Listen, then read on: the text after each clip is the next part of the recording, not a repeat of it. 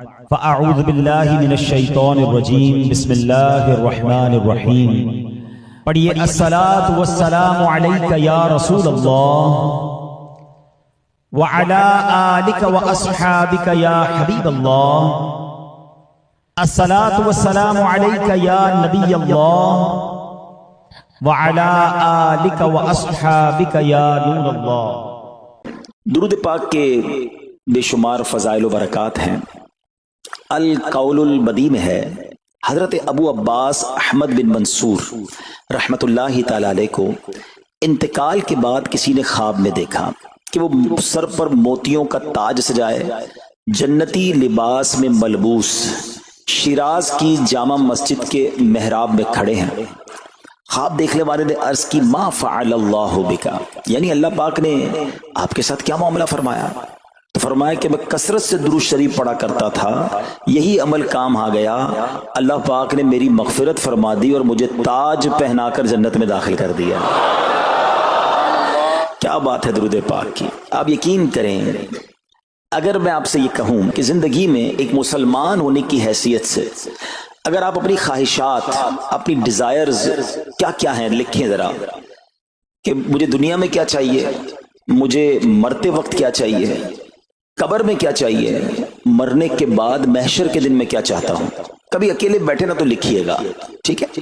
اور اب میں آپ کو بہت ساری حدیثوں کا کچھ نچوڑ پیش کرنے جا رہا ہوں، سنتے جائیے اور سبحان اللہ بھی کہتے جائیے۔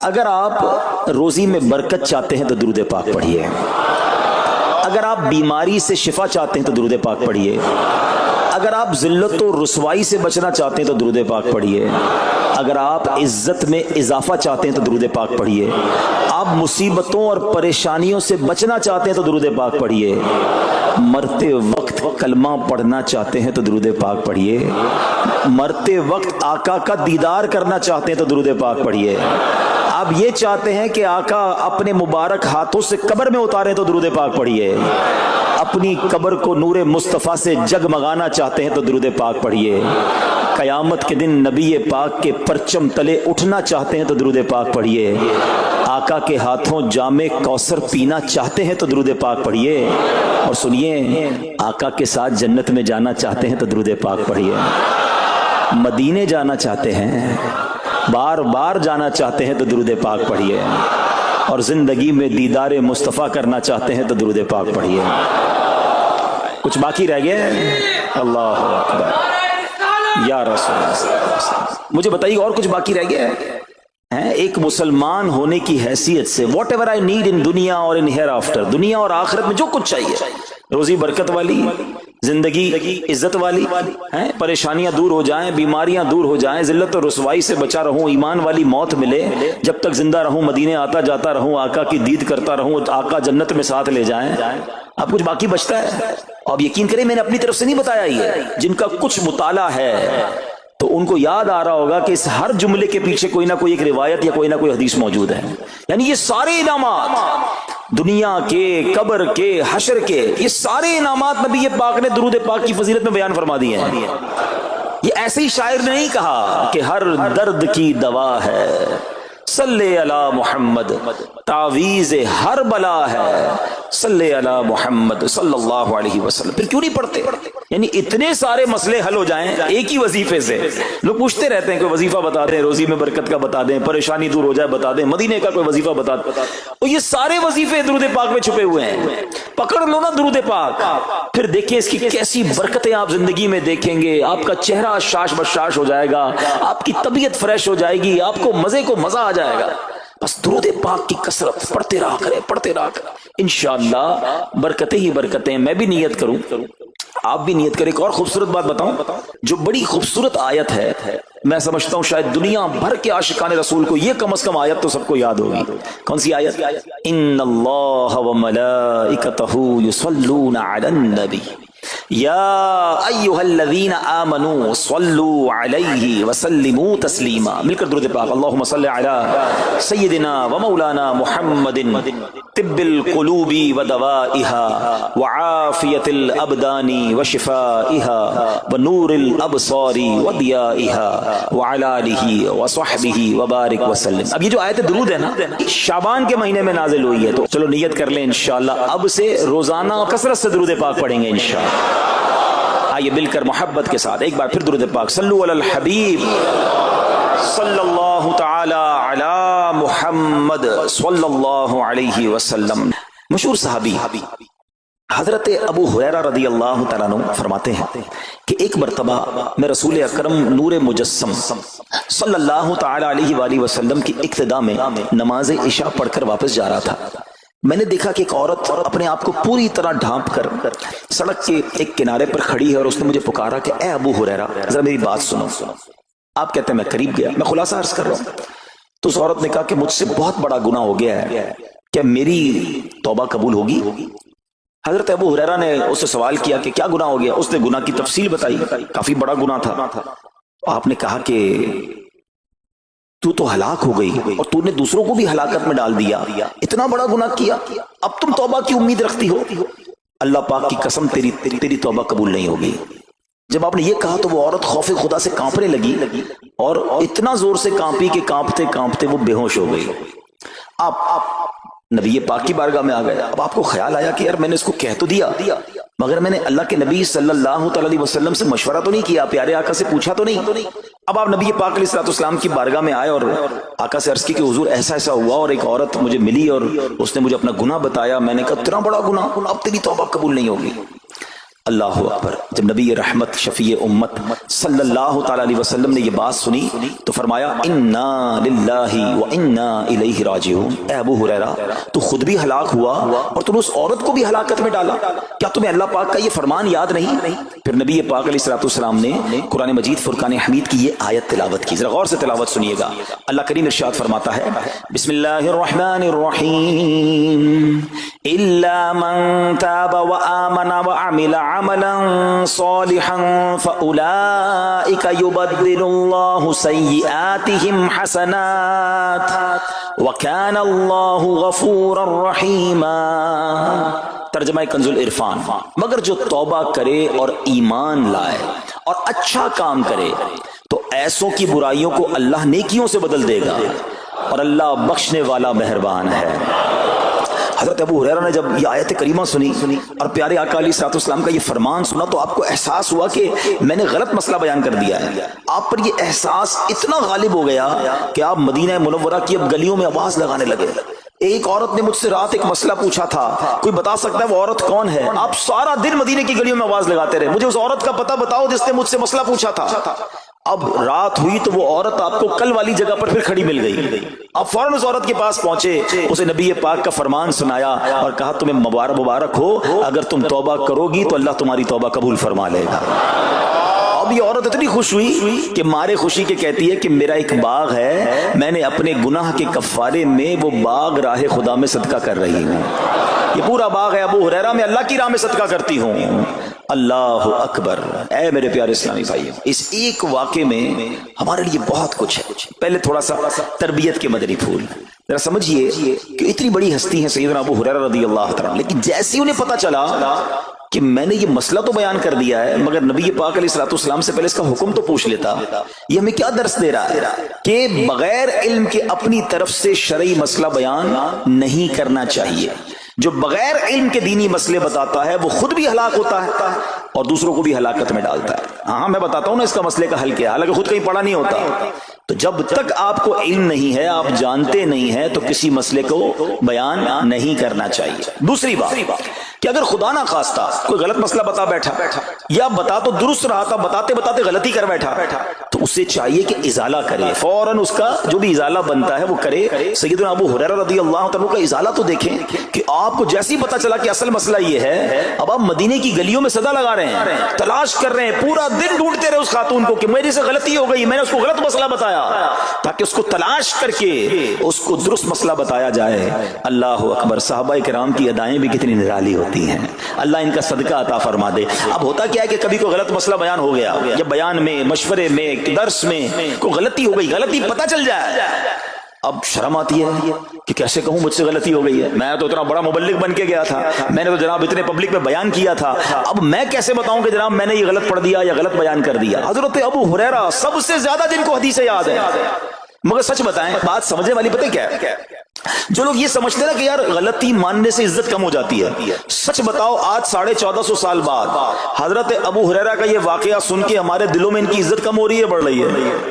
Simple is that. غلطی ماننے سے انسان جو ہے وہ نیچا نہیں ہوتا. اللہ میرے پیر و مرشد کو سلامت رکھے, جن کی برکت سے لاکھوں علماء بن گئے ہیں, مگر آپ اپنے مدنی مذاکرے میں اپنے ساتھ علماء کرام, مفتیان کرام کو بٹھاتے ہیں, اور اگر کوئی توجہ دلاتا ہے تو لائیو چینل پر آپ فرماتے ہیں کہ یہ مسئلہ یوں نہیں یوں ہے, کوئی عزت کم نہیں ہوتی جناب. تو سبحان اللہ, دو باتیں سیکھنے کو ملی کہ پہلے بتانا ہی نہیں ہے, اگر نہیں آتا تو اپنی بڑائی مارنے کے لیے بندہ کہتے مجھے نہیں معلوم, واللہ عالم میں نہیں جانتا, اور اگر آپ کو لگتا ہے میں صحیح بتا رہا ہوں اور پھر بعد میں کوئی توجہ دلا دے کہ آپ نے غلطی کی ہے تو پھر اس کو بالکل مانے بھی اور اس کا ازالہ کریں. اچھا, اب علماء کرام نے بڑے پیارے طریقے بتائے. پہلے تو ظاہر یہ تھا کہ بھئی پبلک میں بیان کیا تو پبلک میں جا کر یا گلیوں میں جا کر آپ نے اعلان کیا.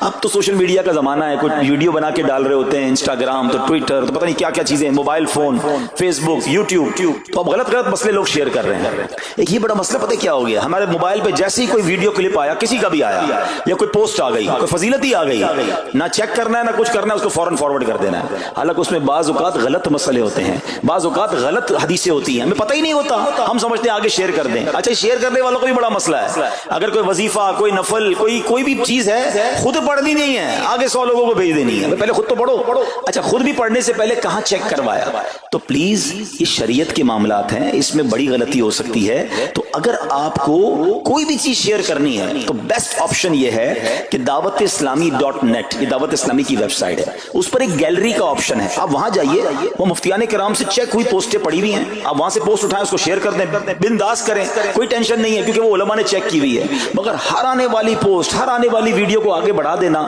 تو مشورہ یہی ہے کہ یہ بڑا سخت معاملہ ہے. کیونکہ یاد رکھیے, قرآن مجید فرقان حمید میں اللہ تعالی ارشاد فرماتا ہے, وَمَنْ أَظْلَمُ مِمَّنِ افْتَرَىٰ عَلَى اللَّهِ كَذِبًا, اور اس سے بڑھ کر ظالم کون جو اللہ پر جھوٹ باندھے. اچھا, اس کے بارے میں علماء فرماتے ہیں کہ اللہ پر جھوٹ باندھنے والا سب سے بڑا ظالم ہے. جب ہم کسی کو دینی مسئلہ بتاتے تو اس کا مطلب کیا ہوتا ہے کہ اللہ نے فرمایا یا اللہ کے حبیب علیہ الصلوۃ والسلام نے فرمایا. اس کا مطلب اگر ایسا نہیں ہے تو یہ اللہ پر جھوٹ باندھنا ہو گیا نا. ہم نے تو کہا مجھے تو پتہ نہیں تھا, کسی نے پوسٹ بھیجی تھی, کسی نے بتایا تھا, اچھا میں نے کہیں سنا تھا. اب کئی لوگوں کی تو عادت پتہ کیا ہے, ان کے ساتھ بیٹھو نا تھوڑی دیر, تھوڑی دیر بعد کہیں گے اللہ یہ فرماتا ہے, اللہ نے قرآن میں یہ فرمایا. پوچھو کدھر فرمایا, بولا یہ نہیں پتا, اللہ قرآن میں یہ کہتا ہے. کہاں کہتا ہے بتاؤ نا, آیت دکھاؤ. اللہ نے فرمایا یہ کرنا چاہیے, کہاں فرمایا؟ اپنی طرف سے. اچھا, کیونکہ کہیں سنا تھا, کہیں دوستوں کی محفل میں آدھی بات یاد تھی. ارے ڈرنا چاہیے کہ میں کیسے کہہ دوں کہ اللہ نے فرمایا, میں کیسے کہہ دوں نبی پاک علیہ الصلوۃ والسلام نے فرمایا, جب یاد نہیں, پڑھا نہیں. امیر اہل سنت کی آپ نے احتیاط دیکھی ہے, آپ حدیث کی کتاب منگاتے ہیں کہ پورا دیکھ کر پڑھتے ہیں, مگر یہاں تو اپنی مرضی سے چل رہا ہے معاملہ. خدا کے واسطے ہم سمجھ رہے ثواب کما رہے ہیں, اور ایسا نہ ہو کہ گناہ جاریہ والے کام ہو رہے ہوں. تو میں نے آپ کو آسان حل بتا دیا کہ دعوت اسلامی کے جو آفیشیل سوشل میڈیا کے پیجز ہیں, اگر آپ کو شوق ہے تو وہاں سے کوئی پوسٹ اٹھا لیں, وہاں سے کوئی چیز اٹھائیں اور اس کو شیئر کریں. باقی خدا را ان کاموں کو اپنی مرضی سے آگے نہ کریں, کہیں ہم گناہ گار نہ ہوں. تو ایک بات تو ہمیں اس پورے واقعے سے سیدنا ابو ہریرہ رضی اللہ تعالیٰ کو جو انداز, آپ کی عاجزی, آپ کا ازالہ کرنا, آپ کا اس عورت کو تلاش کرنا, یہ سکھا رہا ہے کہ مسئلہ غلط بیان کرنا کتنا بڑا مسئلہ ہے. اللہ کرے کہ ہم اس کو سمجھیں. اب دوسری خوبصورت بات, آئے ہائے, عورت کا گناہ ہے, بڑا گناہ ہے, مگر نبی پاک نے جو آیت بیان فرما دی اور جو اس تک پیغام پہنچایا کہ توبہ کر لو, میرا رب توبہ قبول فرما لے گا.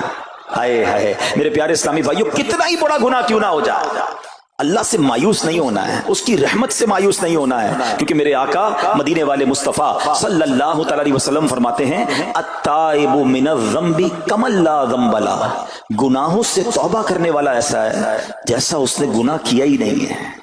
ختم, نل اینڈ وائڈ, ڈیلیٹڈ. یہ اتنی بڑی اللہ کی رحمت ہے کہ بس سچی توبہ ہو جائے نا, اللہ اس کو سارے اس کے گناہ معاف فرما دیتا ہے. حضرت عبداللہ ابن عبید رحمت اللہ تعالی سے روایت ہے, فرماتے ہیں کہ اللہ پاک کے نبی اور ہم سب انسانوں کے والد محترم حضرت آدم علیہ السلام نے اللہ پاک کی بارگاہ میں عرض کی، اے رب عز و جل، تو نے شیطان کو میرا دشمن بنایا ہے، لیکن میری اولاد اس کا مقابلہ کرنے کی طاقت نہیں رکھتی۔ تو اللہ پاک نے فرمایا، اے آدم، آپ کی اولاد میں قیامت تک جو بھی انسان پیدا ہوگا میں اس کے ساتھ ایک محافظ فرشتہ مقرر فرما دوں گا جو انسان کے لیے شیطان کی جو چال ہے اس سے اس کی حفاظت کرے گا۔ حضرت آدم علیہ السلام نے عرض کی، مولا مزید کرم فرما۔ اللہ پاک نے فرمایا، اے آدم، آپ کی اولاد کو ایک نیکی کا اجر 10 گنا ملے گا۔ نیکی ایک کریں گے، اجر ملٹی پلائی بائی 10 ہو جائے گا۔ اور پھر اللہ نے فرمایا اس پہ مزید بڑھاؤں گا، جبکہ گناہ کوئی ایک کرے گا تو اس کے نامہ اعمال میں ایک ہی گناہ لکھا جائے گا۔ اللہ کی شان دیکھو، ایک نیکی اجر 10 گنا، گناہ ایک لکھا بھی ایک جائے گا۔ حضرت آدم علیہ السلام نے عرض کی، مولا اور کرم کر دے۔ دیکھو شروع سے ہم پر مہربانیاں ہیں۔ حضرت آدم علیہ السلام بھی اپنی اولاد کے لیے اللہ کی بارگاہ میں عرض کر رہے ہیں۔ اللہ پاک نے فرمایا، اے آدم، جب تک روح انسان کے بدن میں رہے گی میں اس کی توبہ قبول کرتا رہوں گا۔ جب تک زندہ ہے نا، جب تک توبہ کر لے اس کی توبہ قبول ہو جائے گی۔ اللہ اکبر، کتنا کریم ہمارا مولا ہے، ہمارا پروردگار کیسا رحیم ہے۔ جب بھی گناہ ہو جائیں فوراً اللہ کی بارگاہ میں حاضر ہو جایا کرو، اپنی غلطی کا اقرار کر کے شرمندہ ہو جایا کریں، انشاءاللہ کریم توبہ قبول ہوگی اور گناہوں کی میل سے دامن صاف ہو جائے گا۔ ارے توبہ جب ہو جائے نا اور بندہ سچی توبہ کر لے، دیکھو اللہ کیسا کریم ہے، کیسا کرم کرتا ہے۔ ایک بزرگ کے بارے میں آتا ہے، حبیب عجمی رحمت اللہ تعالی علیہ ان کا نام تھا۔ ابھی بہت بڑے آپ اللہ کے ولی گزرے ہیں، بصرہ کے رہنے والے تھے، مگر توبہ سے پہلے آپ کی زندگی بڑی عجیب تھی۔ آپ بڑے امیر آدمی تھے، لوگوں کو قرضہ دیا کرتے تھے مگر سود پر قرضہ دیا کرتے تھے، سود لیا کرتے تھے۔ حال ایسا تھا کہ جب کسی سے سود لینے جاتے تھے یا قرضہ لینے جاتے تھے، وہ پیسہ نہ دیتا، لیٹ ہو جاتا تو اس سے جرمانہ وصول کر لیا کرتے تھے۔ ایک مرتبہ ایک مقروض کے دروازے پر گئے، وہ مقروض تو گھر پہ نہیں تھا، اس کی بیوی تھی، تو کہا میرا شوہر تو آج گھر پر نہیں ہے، نہ ہی میرے پاس رقم ہے کہ آپ کو دوں۔ آپ نے کہا مجھے تو چاہیے، کچھ نہ کچھ تو جرمانہ دینا ہوگا۔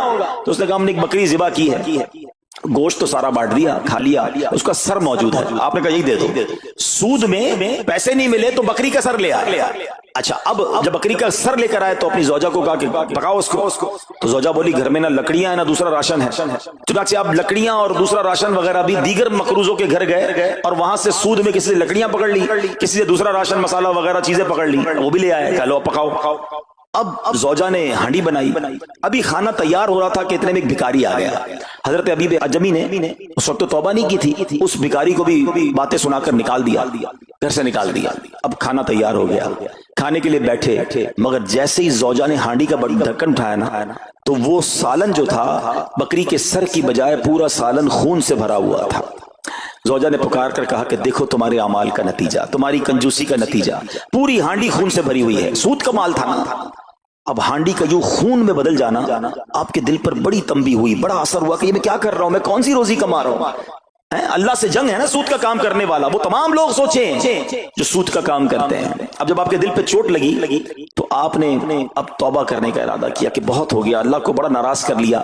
تو آپ حضرت حبیب عجمی اب باہر نکلے کہ حضرت امام حسن بصری کی بارگاہ میں جاتے ہیں اور وہاں جا کر توبہ کرتے ہیں۔ مگر جیسے ہی اب باہر نکلے نا تو کچھ بچے کھیل رہے تھے، کھیلتے ہوئے بچے نے آواز لگائی جلدی سائڈ پہ ہو جاؤ، دور ہو جاؤ، حبیب عجمی سود خور آ رہا ہے، کہیں ایسا نہ ہو کہ اس کے قدموں کی دھول ہم پر پڑے اور ہم بھی بدبخت ہو جائے۔ پھر دل پر چوٹ لگی کہ یار بچہ مجھ سے نفرت کرتا ہے، ایسا کام کرتا ہوں میں، اللہ بھی ناراض، اللہ کے بندے بھی ناراض، اور دل پر چوٹ لگی۔ حضرت حسن بصری رحمت اللہ تعالی کی خدمت میں گئے، بڑی سچی توبہ کی، اللہ کو راضی کرنے کے لیے پکی نیت کی، ابھی توبہ کی ہے، کوئی بڑی نیکیاں نہیں کر لی، واپس آ رہے ہیں۔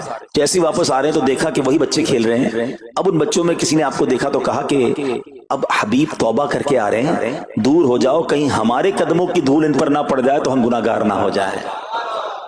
تھوڑی دیر پہلے یہ بچے کہہ رہے ہیں کہ دور ہو جاؤ، ان کی دھول پڑ گئی تو ہم بدبخت ہو جائیں گے، سود خور جا رہا، ارے ابھی توبہ کی ہے۔ اور اللہ نے اپنے بندوں اور مخلوق کے دل میں کیسی محبت ڈال دی کہ بچے کہہ رہے ہیں دور ہو جاؤ، ہمارے قدموں کی دھول حضرت حبیب پر نہ پڑ جائے، ہم گناہ گار نہ ہو جائیں۔ اب جناب بڑا دل پہ اور اثر ہوا کہ مالک تیری قدرت، ابھی تو توبہ کی ہے اور میری نیک نامی کا اعلان تو نے اپنی مخلوق سے کروا دیا، سب کے حقوق ادا کیے، سودی لین دین تھا سب ختم کیا، اللہ پاک کی عبادت میں مصروف ہو گئے، اللہ نے ولایت کا سرتاج بنا دیا، اپنا ولی بنا دیا۔ اے میرے پیارے اسلامی بھائیوں یہ ہے توبہ. اللہ اکبر. اے میرے پیارے اسلامی بھائیوں, پتہ یہ چلا کہ عزت دوبارہ مل جاتی ہے. شرط صرف ایک ہے کہ آدمی صحیح راستہ اختیار کر لے. اولیاء کرام کی سیرت پڑھ کر دیکھیں, ہزاروں اولیاء کرام ایسے ہیں جو توبہ سے پہلے گناہوں میں مشغول تھے, معاشرے میں انہیں بری نگاہ سے دیکھا جاتا تھا, لوگ ان سے نفرت کیا کرتے تھے, مگر جب اللہ کی طرف آ گئے تو کیا کمال ہوا کہ اب جناب لوگوں کے دلوں میں تو دلوں میں, جانوروں کے دلوں میں بھی اللہ نے اپنی مخلوق کے دلوں میں ان کی عزت ڈال دی. کیونکہ عزت کس کے پاس ہے؟ رب کے پاس ہے. دلوں کا اختیار کس کے پاس ہے؟ وہ رب کے پاس ہے. آسمان ولایت کا ایک اور چمکتا ستارہ حضرت فضیل بن عیاض رحمت اللہ تعالی علیہ توبہ سے پہلے ڈاکو تھے. جی ہاں, آپ کتنا بڑا نام ہے ولیوں میں, مگر آپ ایک ڈاکو تھے. اور یہ کوئی کہانی نہیں, واقعی حقیقت ہے کہ رات کو جب بچہ سوتا نہیں تھا تو مائیں کہا کرتی تھیں بیٹا سو جاؤ ورنہ فضیل ڈاکو آ جائے گا. جس راستے پر آپ ہوتے تھے لوگ ڈر کے مارے اس راستے سے نہیں گزرتے تھے, مگر جب آپ نے توبہ کی, جن کا مال لوٹا تھا واپس کیا اور سارے حقوق ادا کیے, نیک کاموں میں مصروف ہو گئے, اللہ کی عبادت میں لگ گئے. حضرت فضیل بن عیاض نے وہ وقت بھی دیکھا کہ وقت کا بادشاہ آپ کے دروازے پر کھڑا تھا اور انتہائی عاجزی سے عرض کر رہا ہے کہ حضور ملاقات کا وقت عطا فرما دیجئے. اللہ کی راہ پہ جو چل پڑے, سچی توبہ کر لے, اللہ پھر کیسی عزت عطا فرماتا ہے. حضرت بشر حافی کا واقعہ آپ کو یاد ہوگا. آپ توبہ سے پہلے شرابی تھے, شراب کے نشے میں دھت رہا کرتے تھے. بڑا خوبصورت واقعہ ہے کہ اللہ کے نام کی جب آپ نے تعظیم کی اور آپ کو یہ پیغام ملا کہ اے بشر تم نے ہمارے نام کو بلند کیا, ہم تمہارے نام کو بلند کریں گے, آپ نے توبہ کی, عبادت میں لگ گئے. اللہ تعالیٰ کی معرفت کا عالم یہ تھا کہ آپ ننگے پیر رہا کرتے تھے. حافی کہتے ننگے پیر رہنے والوں کو, اب جب آپ ننگے پیر گلیوں میں گھوما کرتے تو اس شہر کے جانور راستے پر نجاست نہیں کرتے تھے. کیوں نہیں کرتے تھے؟ کہ حضرت بشر ننگے پاؤں رہتے ہیں, کہیں ان کے پیر گندے نہ ہو جائیں. ارے وہ شخص جو توبہ سے پہلے شرابی ہے, اب جانور بھی ادب کر رہے ہیں. بلکہ عالم یہ تھا کہ ایک چرواہے کے ایک جانور نے راستے پر گندگی کر دی تو اس نے کہا ہو نہ ہو لگتا ہے حضرت بشر کا انتقال ہو گیا ہے. جب معلوم کیا تو پتا چلا کہ ہاں حضرت بشر حافی کا انتقال ہو گیا. اللہ اکبر. گویا اللہ نے جانوروں کے دلوں کے اندر بھی ان کی عزت ڈال دی, کیونکہ انہوں نے رب کی بارگاہ میں سر جھکایا, انہوں نے دنیا والوں کی پرواہ نہ کی, انہوں نے رب کو راضی کرنے کی فکر کی. تو اے میرے پیارے اسلامی بھائیوں, یہ خیال دل سے نکال دو کہ جناب عزت پیسے سے ملتی ہے, عزت شہرت سے ملتی ہے. جناب سوٹ بوٹ ہو, ذرا اچھے کپڑے پہنوں, اچھی جناب لگژری گاڑی سے اتروں گا تب عزت ملے گی. ارے جناب مہنگا موبائل ہاتھ میں ہوگا تب عزت ملے گی. عالی شان کوٹھیوں میں رہوں گا تب عزت ملے گی. یہ بھول ہے تمہاری. آؤ قرآن کیا کہتا ہے, عزت کہاں سے ملے گی, عزت کس کو ملتی ہے؟ اللہ قرآن میں فرماتا ہے من کان یرید العزت فللہ العزت جمیعا. اللہ کہتا ہے, قرآن فرماتا ہے جو عزت کا طلبگار ہو تو ساری عزت اللہ ہی کے پاس ہے, ساری عزت اللہ کے پاس ہے. وَتُعِزُّ مَن تَشَاءُ وَتُذِلُّ مَن تَشَاءُ بِيَدِكَ الْخَيْرُ. خدا کی قسم دنیا کی ساری دولت کسی کے پاس ہو, اس کے کروڑوں فالوورز ہوں, لوگ کہتے ہیں سوشل میڈیا پہ فالوور ہونے چاہیے. آج کل تو کسی کا مرتبہ چیک کیسے ہوتا ہے, چیک تو کرو اس کے پیج پر اس کو چاہنے والے کتنے ہیں. لوگ بتاتے ہیں میرے اتنے ملین فالوورز ہیں, اتنے لاکھ مجھے دیکھنے والے ہیں.